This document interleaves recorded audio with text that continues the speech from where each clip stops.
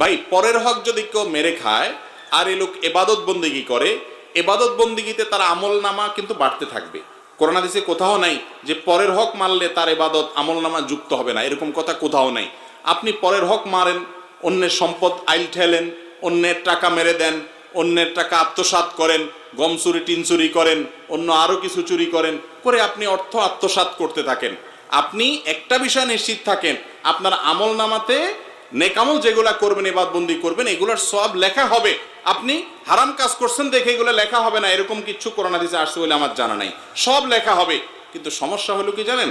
সমস্যা হলো হাদিসে আসছে নবী সাল্লাল্লাহু আলাইহি ওয়াসাল্লাম বলেছেন, আতাদরুনা মানিল মুফলিস, তোমরা কি জানো আসল ভিখারিকে?